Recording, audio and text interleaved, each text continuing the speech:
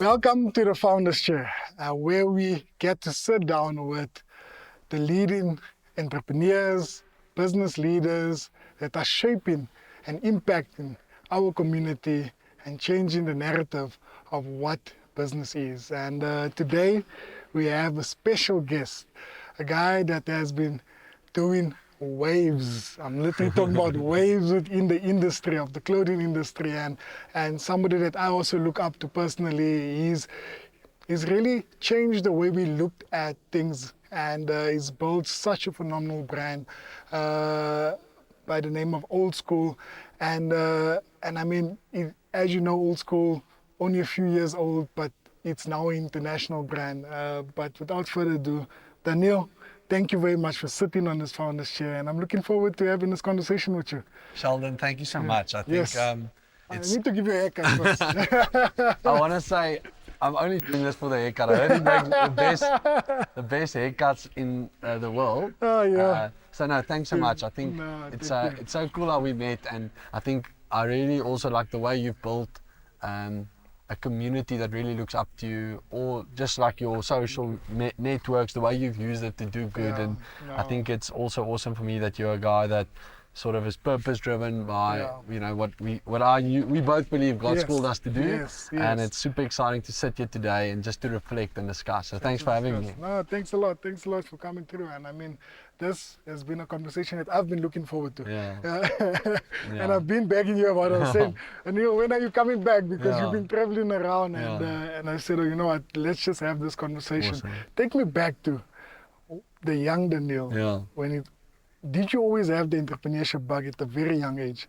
Hey, back to where it all started. Yeah, I think, as you would know, it is sometimes something that you're just born with. I think Yes. I was sort of from a very young age, I was like very ambitious to want to build businesses. I Yes. think in the Afrikaans community, we almost told you have to go study first. You have to, Yes. it's like a bit of a, become a chartered accountant and then you can go do, so I think there's a bit of a culture that is like turn 30 before you start a business. That's in true. a way. That's so true. And I think with where I was lucky is I went to go article in Joburg at a Yes. company that was a Jewish-owned business, but they were Okay. very more aggressive in like wanting to, it's a global business. Yes. And I had, Varsity had one or two side businesses. We did accommodation for over plate rates for students, and we sold that business. We always had like one or two things you were doing, Yes. like at Varsity. And Yes. then I think when I started working for them,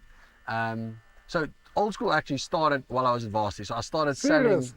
selling And when was jerseys. this? What 2019. 2019, So I was yeah. third year. I was 21 years old. What? And we basically, like back then we were naive. We Yes. loved the Springboks, me and my Yes, brother. yes, And we yes. felt, let's make a vintage Springbok jersey. Because we, coming from like Stellenbosch area, we were like we thought South Africa equals Springbok. Yeah, that's And we started it and we didn't know how IP works, so we just used the logo and we Yes. actually got sued by the Springbok, so we Are had you to stop. serious? Yeah. So then Daneel just paused the business Yeah. and I went to go do my chartered accountancy articles. And Okay. in that process, I worked for mainly in the US side of the business. So I was working a lot from New York and London and Yes. traveling the world. Yes, And yes, in yes. the process, I think what was really good about being abroad is it taught you to have no limits, to think That's true. bigger, That's true. you look at guys that's your age or younger, or Yes, just that's doing amazing stuff, yeah. People that, you almost like do it like a fit check and you're like, I don't think this is a great entrepreneur, Yes, but he yes, runs this huge yes. business. I don't know if Yeah, you know what I'm yeah, saying. Sometimes yeah, you're like, that's exactly it, I don't yeah. know if you've got my drive or my discipline. And I phoned my brother and I said, we need to take this Old School thing more seriously because Yeah. e-commerce is huge in the US. And Yes. so we started selling our like SA supporters range, like that green jersey with the Green stamp jersey, on, I remember, yes. because we yes. couldn't get a license. So we didn't Yes. understand licensing, so we decided to do our own thing. So how did you learn about licensing? It was predominantly a bit of like, speaking to a few people, understanding with IP lawyers what Yes. what can we do, what can't we do. But we actually only really, to put in context, I think the big breakthrough is we signed Dricus du Plessis, the UFC guy, Yes, yes. legend, in 2020. Was that the first signing? That was our for- first like signing, you know. Yes. And I was still doing my articles, and he started winning, and just before he became UFC champion, and just before 2023 World Cup. And I remember you actually had a picture of you and him Yes, at a fight. Yes, exactly. yes. But just before that, I sort of took the leap of like stopping my articles and going full time into the business. It wasn't Yes. actually, looking back, it wasn't commercially at a place where it was a no-brainer to go full time, because Yeah. I had a good gig. I was making okay money, but I didn't want to get caught up in golden handcuffs in corporate. That's true. That's true. And I was very close to that. So Yeah. I ended up taking that leap of faith and going full time. And I think that was about 2.5, 3 years ago. And I Yes. think that's actually sometimes, 2019 is when we started the business, but Yes. 2023 was really when we decided to make it a business, not a side hustle. Okay, makes sense. Makes sense. And Makes sense. and I think that year we just were lucky to have grown in a market where there's huge appetite around World Cup and Yeah. South Africa, and we, there was just a demand for these retro silhouettes, take Yes. backs. And then in 2024 we actually got sued by SA Rugby. Again. Yes. What? But because, and the crazy thing was, it was just as we opened our first big store Yes. on the day, and I was so negative because Yeah. we didn't feel we did anything wrong, Yes. but we were obviously wanted to have that conversation. And I Yes. think for us then it became a thing of how do we sit and we phoned them to sort of have a conversation about how can we work How can we together. work together? Yes. But in that process I realized we can't be dependent on a market. And That's true. one of my mentors is the CMO, one of the top guys at Toyota. Yes. Yes. And he challenged me to say, Daneel, if you want to build a brand that unites South Africa, you cannot just work with the Springboks and Drickers. Yes. We sell the most taxis in Africa, but we also sell Hiluxes. Okay. Right? Yes. And I thought about it and I think, oh, how true Wow, that that's there's powerful, eh? one brand can work and inspire different Yes. parts of the South African community. Yes.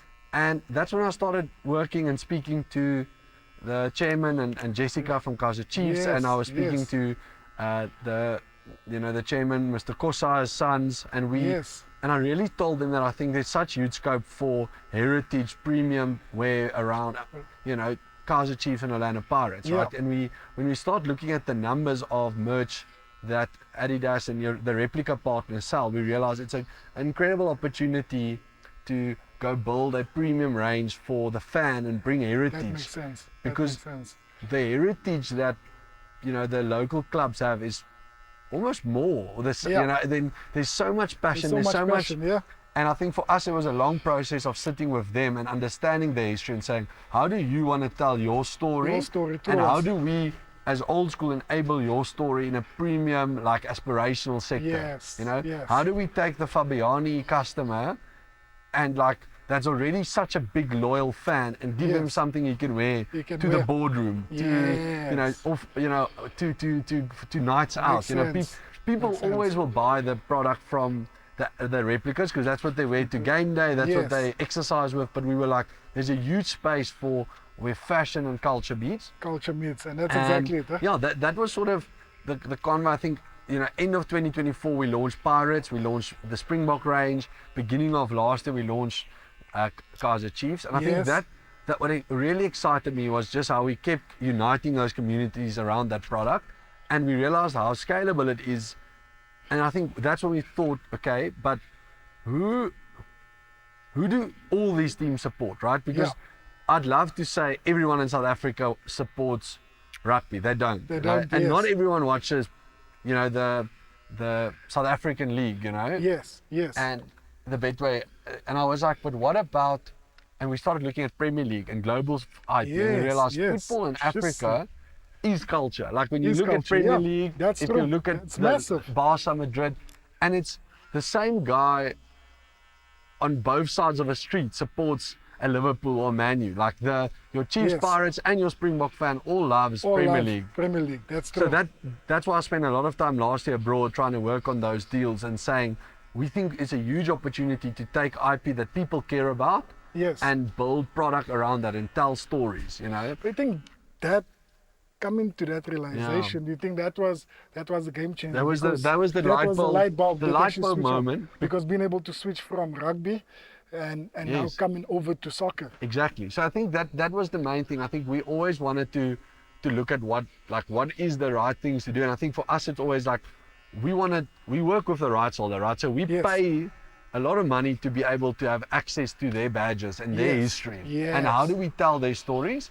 And I think it was an awesome journey. I think, just like you, I think we are motivated by, we always say the biggest disease in Africa isn't cancer, it's poverty. And the cure is entrepreneurship, because entrepreneurs drive purpose. They solve this unemployment. They build purpose for the people that work in their business. And I think that was always our thing. It's like, how do we build a business that can give purpose? And that's always been our mission statement. We never really understood the business model, but we always had the same mission, which was to build legendary business that can give people purpose and give back to his kingdom. Right? I saw that on the That's the only thing we've stick to. We've changed our strategy, we've changed our direction, but that's what drives me, Sheldon. That's what excites me to get up in the morning. Do you think being able to build a kingdom business is what you all called to do as entrepreneurs? I think, we've got a lot of people that's agnostic or believe in other stuff that works in our business. And I think what's interesting for me is, I think for me, yes, 100%. I think that's what drives you as well. Yes. But I think regardless of what your belief is, I think the belief of what an incredible vehicle entrepreneurship is for solving problems in our country, I think is something hopefully everyone can align on. That's And I think we need, as a country, to more celebrate and support local stories. Regardless of where you come from or what you are. I think sometimes when you look at the big organizations, that's the guys that's sitting in the UK or the US pulling out dividends to the rest of the world. So it's people think like supporting some brands, it's local, but I think there's something so awesome of working with people and entrepreneurs and in the network of how do we build like a better South Africa. And I think one of the major things that I've learned from you is also bringing people together. And I think most of the time we run this journey and we think that it's just us running this journey, but not understanding that we need to pull other people together to actually make the weight much lighter. And how do I learn from your mistakes and you from mine? Because there's two ways to learn. Learn from someone else or make it yourself and then learn from your own mistake. And it's and I think you'd agree, it's much easier to learn from someone else's mistake than your own. Yes. So it's that's for us the most important thing. What's your take, especially like now that you sit back and you look at all the relationship that you've been able to build over this course in time, what has been that one thing that you say, what, because I done this is the reason why I'm able to build such reputable relationships? I think I always say I'm a promise maker. But I have a lot of promise keepers around me. And I think the reality is, when you make promises to people, you have one reputation, right? So I love putting ambitious goals and saying, sitting with the rights holders and saying, we want to change the industry, and putting your money where your mouth is, or committing to a cause that proves that you're not just joking. But then you need people that can do what you do handshakes on. It's one thing to shake hands. So I think for us, it's been able to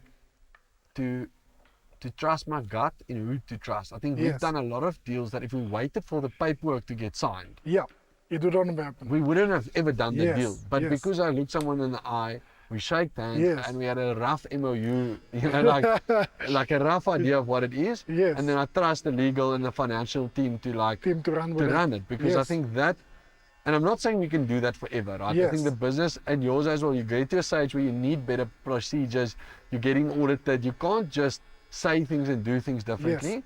But I think that's a big trait of a lot of successful people, if you read books and of all these inspiring entrepreneurs globally, is they build businesses on speed, and on trusting their gut, and they never thought they're big. The moment you think you're a big business is when you'll start moving like a slow business. That's true. Big businesses move slow. That's so true. And I love that. And I think for me, it's how do you think big but act small.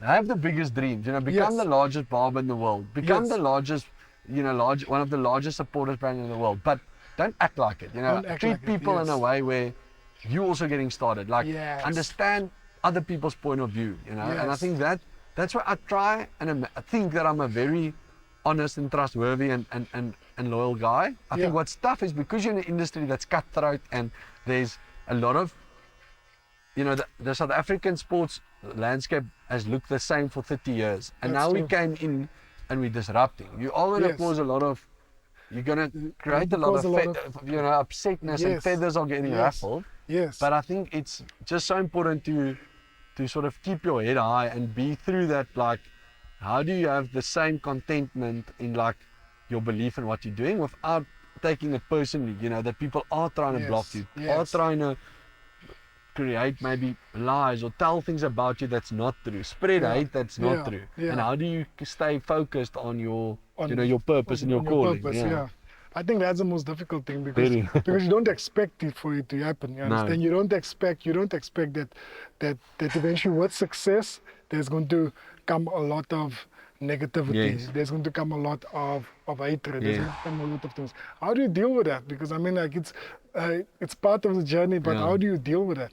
I think it's tough because, like, your first reaction is to react. Your first reaction Yes. is to immediately say, no, like you want to tell your side of the story, Yes. right? Yes. But I think we've learned, like, sometimes not saying anything is better than saying anything at all. Yes, Because that's true. show up in your actions, show up in how you tell stories, you know? So, Yeah. but personally, like for me, it's tough because I'm a very passionate guy, you know? Yes. So Yes. just as my highs are high, my lows are low. So Lows are lows, I yes. experience life at 120. So if I Yes. experience highs, Yeah. Yeah. I am optimistic, I'm Yes, energized, I'm yes, excited. But yes. just like that, it's the toughest thing is when you're down in the dumps, how do you keep that straight face in the business, not Yes. create anxiety to the team Yes. and deal with it. And that's, I don't know, I wish I had the answer for Yeah. you, but I think it's something that maybe comes with time because Yeah. you know, Yeah. I've not been Yeah. 10 years or 20 years in the game. I think it's Yes. something that with time you At get the a bit of a time, harder yeah, skin. yeah, Where my yeah. skin is still a bit baby soft in a way sometimes.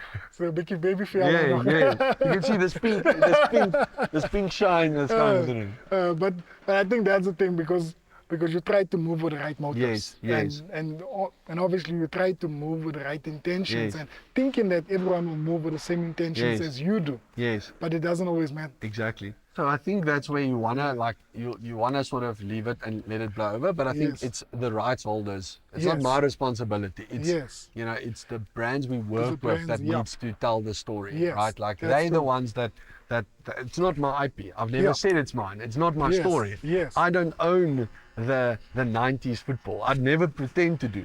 Yes. What I can do is sit and listen from those that owned it. Sit with Yes. you know, V16 of Dokumalo, sit with him over Yes, dinner and understand his yes, journey, yes. right?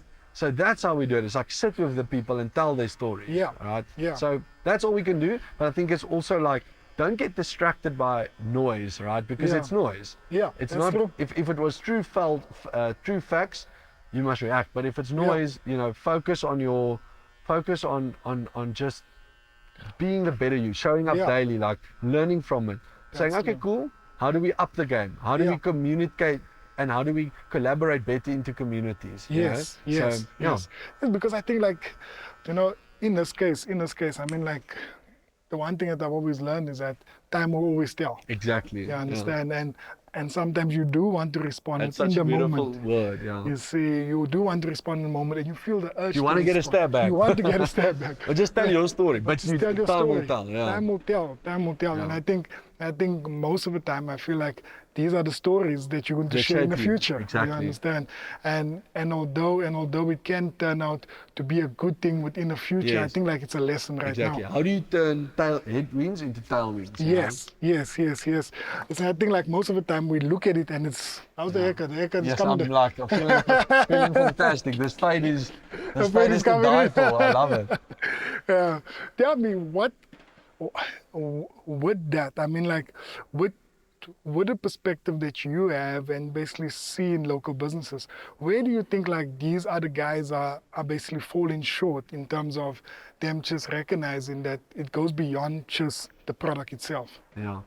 I think you'd also know the difference between a side hustle and like building a business with functions is, it's so tough. I think it's something I'm very much underestimated in the journey, is going from like you and your brother and 2-3 people to like trying to scale a business is Yes. it's not as much as you need to have the right partners, you need to have the right people around you, and you need to invest. You know, Yeah.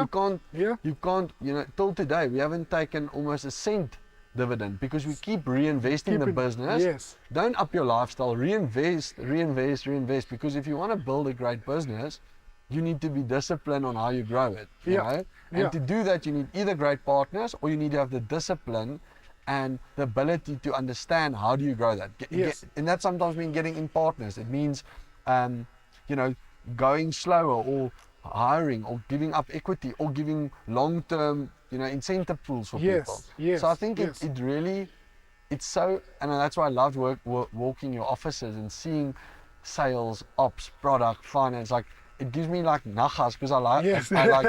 I know how hard it is to get a business where everything's talking to each other, Yes. everyone's speaking to each other. Yeah. You know. Yeah.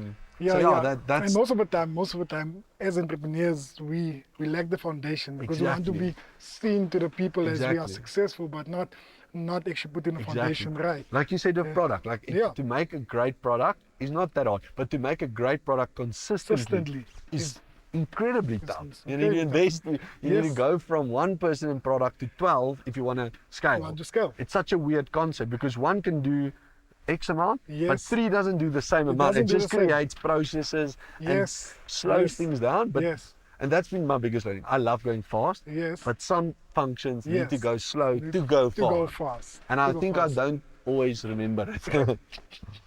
But I think it's the same like if you want to build a house, make sure the foundation Exactly, is stable. yeah. Because if you don't build a solid foundation, you start seeing cracks within Yes, the wall yes. over time, and Yes. then you have to rebuild Yes. from scratch. And I think 100%. most of the time as entrepreneurs, we like to skip the foundation phase and Yes. go straight to building Yes. the wall and go straight to executing and coming up with all of these great stuff Yeah. that looks great on the outside, but Yeah. not understanding the inside Yeah. as well. And, Awesome. and that's so important. That is the most important. That's the most yeah. important thing. That's the most important. So looking back on this journey, I mean, like with yourself and your brother Yeah. Steph as well. Well, where's he? Is he around? He's the CMO, so he's the CMO. button pusher. He makes things happen. Yeah. He makes things happen, and what a great guy! What a Yeah. great guy! Looking back, I mean, like being able to start out what you have, Yeah. and I like the story where you said, you know what, you just constantly reinvesting in Yeah. a business. But do you think that most entrepreneurs think that way because now they're thinking, you know what, I made a 10 rand, but now to take the same 10 rand and reinvest it Yeah. within the business because that's the most difficult thing to Yeah. do. I think, Sheldon, like I believe entrepreneurship is Yes. actually like a sport, right? You get a lot of, but I think being an entrepreneur is like going to the Olympics. Yeah. You're already in the top 0.1% because Yes. it's really like anyone that runs a business, I like immediately respect you. Just by doing that, I've got respect for you. But I think in that swimming pool, in that Olympics, it's entrepreneurship is a lot like that. You get the guys that's gonna be, you know, like gold medalists, silver, Yes, and I think yes. that is where people that is disciplined, that's got that ability to Yes. delegate, to not do everything themselves, to play to their strengths, to upskill themselves with the Yes. size of the business. Yes, That, yes. like the Mark Zuckerberg, the Michael Dells, the Sheldons of the Yes. world are the people that are Olympic winners because they kept understanding that it's a pyramid, right? Yeah. And to get to the top, the sacrifice needs to sacrifice be, needs to be there. much more. And that's the difference between Yes. winning and coming Yes. 10th. It's Yes. a huge, Yes. people think, oh, it's only 1 second. It's a No, huge difference it's a in huge being number difference. 1 and number 10. Yes. But that difference comes in like how you, like what is your skill set? Yes. And some great entrepreneurs are not the smartest people Yeah, in the they're world. not. Yeah. But they are Yeah. great because they keep delegating to other people. Yes. Where you could have the smartest guy, And it's also, and he's actually not as good as that guy just because Yes. his ability to play to his strengths, Yeah. and that guy wants to do it all. And he Yeah. can run a great business, He right? can, yeah. But he probably is not going to win In the long in the long run business Yes. life, and that's fine. Many moms and people pops want is to do that. fantastic. Yes. And I'm not saying don't try and win the Olympics if that's not your goal. rather just come to the Olympics and Yes. play, because you can go very far by running your own Yeah. own thing, or being a franchisee, or That's doing true. this. Like that You is can do your that own is thing as well. amazing. Yes, You know? yes. And most people should do that. Yeah. Don't try and build Yeah. the Microsoft or the Yes. biggest African barber chain in the Africa. Like, focus on your goal. Focus on your but goal. some people Yeah. have that ability to scale at the speed of business, and I think Yes. that's what makes that's the people I really That's the admire. people, yeah. Because if you understand the sacrifices that plays into it, you Yes, understand. I mean, like you're a exactly. CA by profession, Yeah. and sometimes the cash flow statement doesn't Yes. look as pretty as Exactly. you want it to look, because you're taking your money and you reinvesting it Exactly. in new license, Exactly. you reinvested it in marketing, you Exactly. you constantly reinvest in it, Yes. but you're not seeing the returns immediately. exactly. You're seeing the returns in There's a the very future. big difference between profit Yes. and cash flow. Yeah, You there's know? a big difference. And most people think it's hand in hand. Yeah, You know, yeah. and you've got to ask yourself, like, what is more important to you? Yeah. And for some people, a lifestyle business is awesome. Like, Yeah. build Yeah. a great lifestyle Yes, business, yes. because you can do fantastic selling, you know, Yeah. boerewors rolls at Derby's. Yes, Like, you yes. can make huge You money. can make money, yeah. And you can work less than working as a builder, or as an architect, whatever. But not everyone's called for Not it. everyone is and, called yeah, for it, yeah.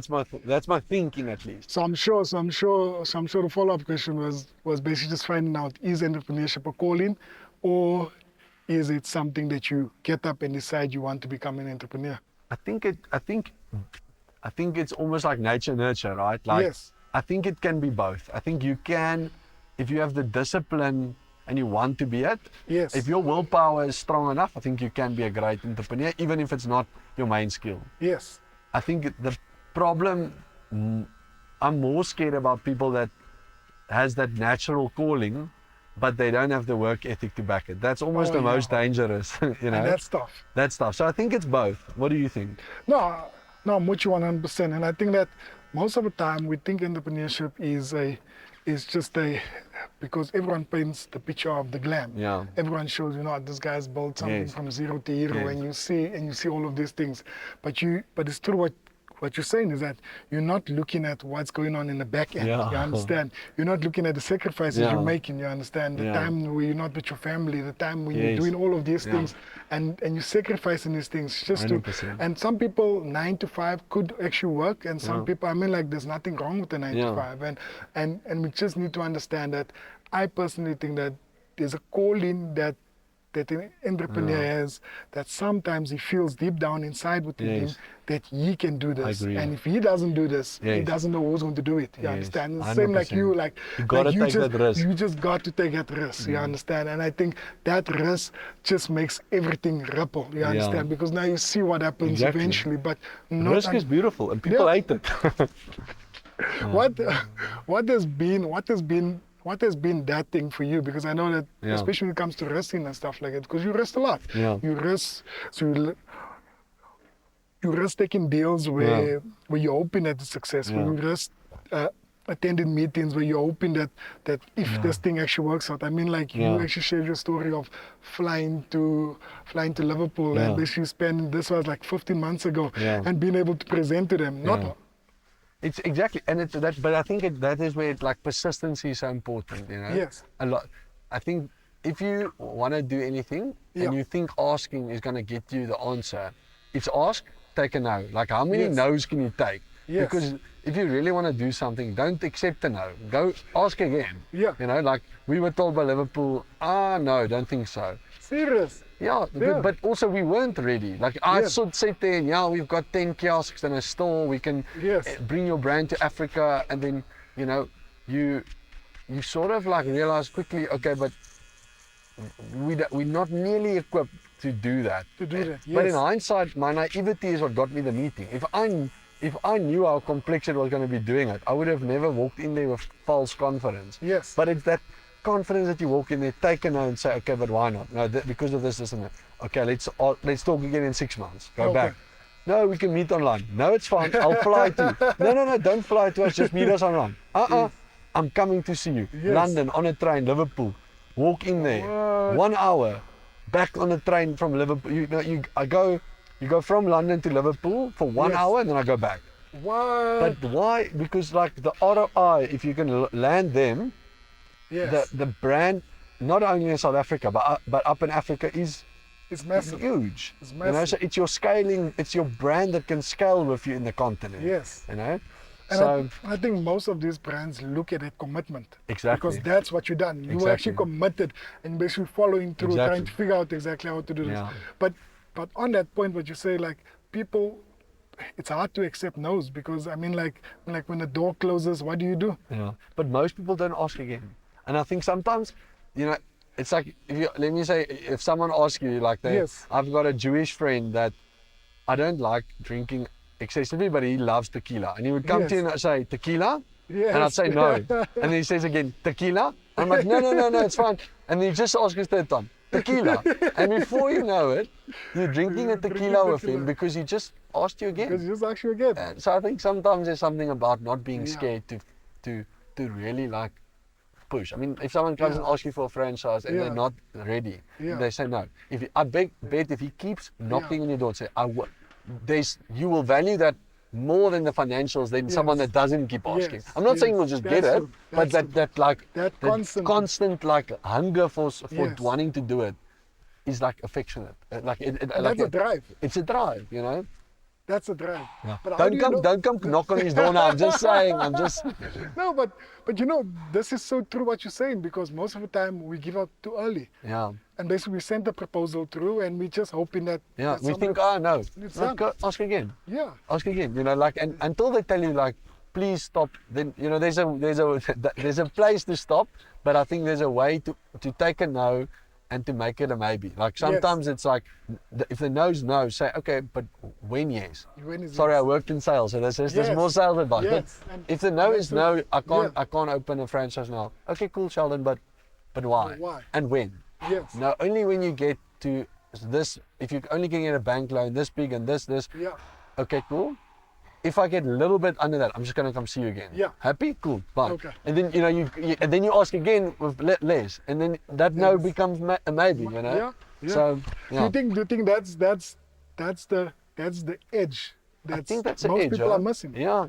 Because You agree with me? I agree with yeah. you because you see the thing is like I find it so many times where people would send out messages and don't get the response, and sometimes they just give up Exactly. and not understanding that sometimes you have to pick the phone up. Exactly. And actually That guy doesn't worry about you. Yeah. He'll just have WhatsApp there. But just because he doesn't reply Yes. doesn't mean he's not interested. Yes. Like he just hasn't told you He no just yet. hasn't told you. Yeah.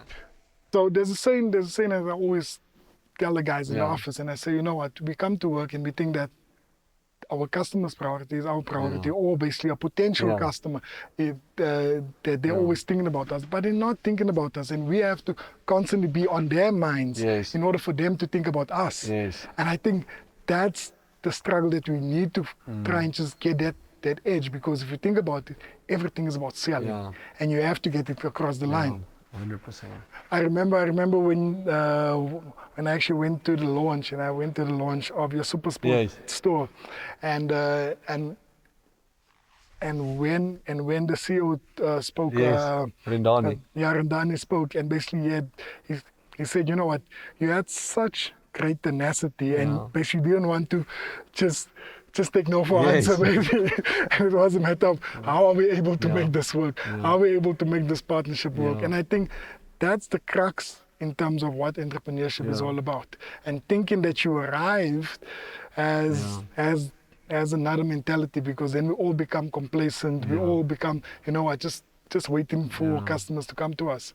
100%. And you know, the thing is, like, as you're sharing this, I was actually thinking, because I used to work in a call center. Yeah. And at a Same. call center, we used to do sales and basically debt collection, and I used to call like 60 people in a day, Crazy. basically just calling them, Yeah. calling them, and with that, you actually realize that, you know what, you need to put yourself out there. Yeah. As an entrepreneur, as a Yeah. business, you need to put yourself out there. Do you think there's the fundamentals of actually building a good brand as well? I think sales is like such a, you know, the movies make sales look sleazy and make sales look like the not cool function in a business, you know. Everyone Yes. wants to work in marketing. Yes. Or if you're analytical, you want to work in finance or ops. Where I Yes. think most people most people need to actually have a stint in sales in their life. Yeah. Because life is about selling. You're selling Yeah. yourself to your spouse. You're selling Yeah. yourself to, like selling is so important. Yes. And I think that's frowned upon because people think car salesmen, Yes. sleazy, like, Yes. they think Wall Street. They don't realize that I think sales is relationships, Yeah. That's true. And I think you need to find that balance between building great relationships and not taking no for an answer. But that's tricky. But that's the thing that we try and adjust, especially where we are as a business. Looking back on your journey and like you've been at it now for 4 years. Yeah. It's 4 years now, no?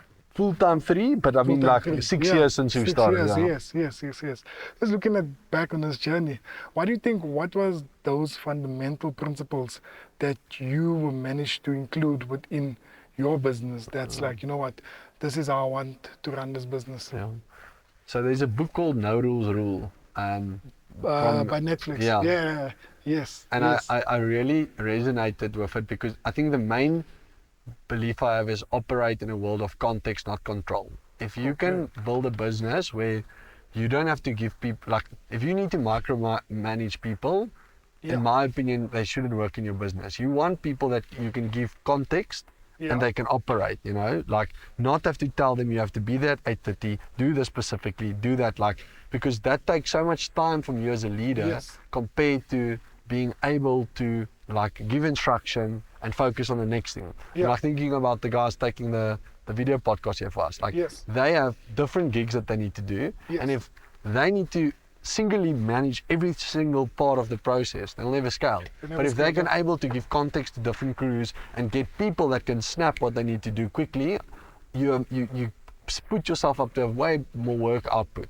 So I think for one of our key successes at Old School was to hire people that I can work with, because I'm a very more like walk with me around the block. Here's what I wanted you to do. Here's what I think we should do. Does it make sense? No, it doesn't. What doesn't? Okay, now go and let's speak again in a day. But then I can do that with 20 people, 15 different rolling projects at once. So you get to sort of, it's tiring because you've got a lot on your mind, but you at least can give a lot of different people things that you would want to have done without making an hour meeting to explain what you exactly want. Right? So I think that has helped a lot. Finding people, the right people, exactly. But that people is especially people in our business that can think a bit out of the box, that is self-disciplined, that shouldn't be clock watching. So that was our culture. Some businesses can't do that because they're in an industry where you need to be, our retail staff. They can't do that. They must arrive at 8 and they've got their shifts to work because the environment's different. But that's been a key principle for me. And then I think delegating where you're not good. Like, I'm a CA, but we've got CAs in the business that's better than me in cash flows. So I don't even do our cash flows or budgets. Although it's one of the most important things, because I just believe there's someone that I trust more than myself to do that. Do I think they can run relationships like I can and close deal and grow deals? No. That's why I must do it. That's why I get on the plane to fly to India or the UK or up in Africa, because I'm good at that. But I know someone else is better at that. Someone else is better at recruiting. Someone else is better in like operations. So that's, I think, two philosophies is find people's strength and let them focus on that and delegate, and then work with people that's superstars. And I think that goes back to your LinkedIn thing where you basically say you're hiring superstars. Do you think that is what most entrepreneurs should actually look out for? Is that try to get the best people within your business? Because like you said, it goes back to, because entrepreneurship is like a sport. If you want to win the game, if you want to win the league, you need the best players, right? So I think it's your game. Do you want to compete in the league or do you want to win? Because if you just want to compete in the game, don't go and pay the most money for the best people. Don't do that, because if you want to just run a small business, fantastic. But if you want to go bigger, then yes, you need great people. You need great people. But where do you find great people? Because that's tough. How do you find great people, Sheldon? Things like I've had a long-term career where I try to hire. So So one thing that I tried to do back then, I tried to hire for skill. You understand? And then what happened was that maybe that person is the wrong fit Yeah. for the business. You know, there's a saying that says you can't put squares in round holes. You Yeah. understand? And I That's a feel nice like one. most of the time we try to get these people to fit into the culture of the organization. Not understanding the culture is actually different. The culture at the office is different. Culture at the shops are different. So we're much more into a mentorship, leadership thing where we're looking at how we're able to scale for the long term. Yes. And sometimes we do need, like, you can't compromise when it comes to a CA. You can't compromise when it comes to legal, you understand? Yeah. But there's certain areas within your business where I feel nurture people. you can actually nurture people. You can actually grow with them and see how they can scale together. Yeah. And I think it's still difficult till this day because people is the heart of your business. Because just think about we sitting here and people at the back end is running the business. Exactly. And I think that's been one of the biggest realizations is you can't do everything yourself. Yeah. Unfortunately not. And especially it depends how far you want to go. If you want to go if you want to go fast, you go alone. But if you want to go further, you have to take a team with you. Yeah. You have to take a team with you. So 2025 was one of the most exciting years for you. You understand? I mean, like, as an entrepreneur, as the old school brand, I mean, I actually went on your website last year and I saw there was only a few merch. There was a Springbok merch and there was merch from like your merch as well that was available online. But I went on this morning and then I saw it's not only the collabs that you done with NBA, with Love. There was also like the school collaborations that you also done, and even the colleges, the universities. What is the vision for Old School? And just looking at how are you able to go beyond just where you currently are?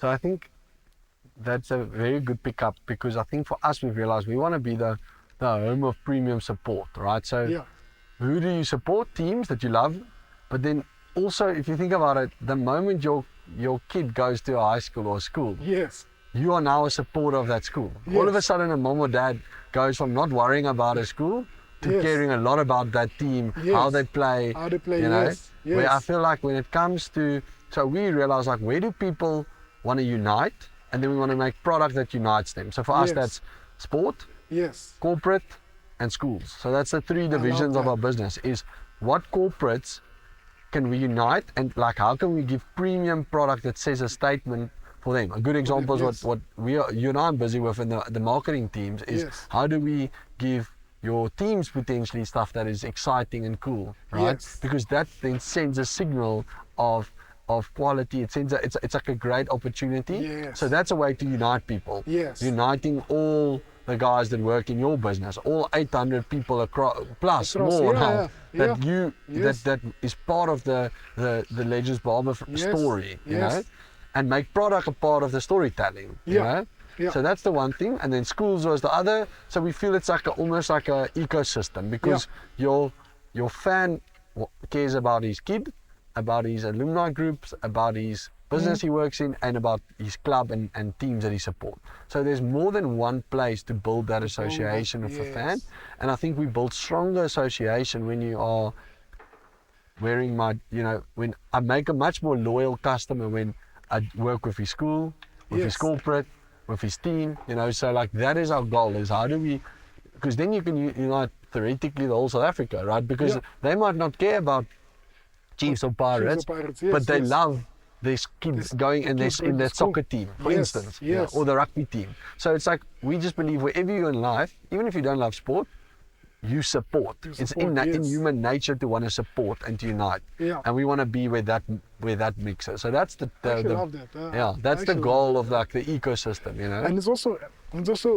tapping into that market at a very young age as well, because I mean, like with schools, for example, I saw you with St. John's, with Martins and all of these guys, you understand? So you're tapping into the market and you get them to basically feel your product. Exactly. And you're tapping into their culture because St. John's is a different culture. So So every So every collaboration speaks a different language. And I it's not diluting the brand because the brand is for everyone. Actually, for Yes. everyone that is premium conscious, that wants lasting products. So it's Yes.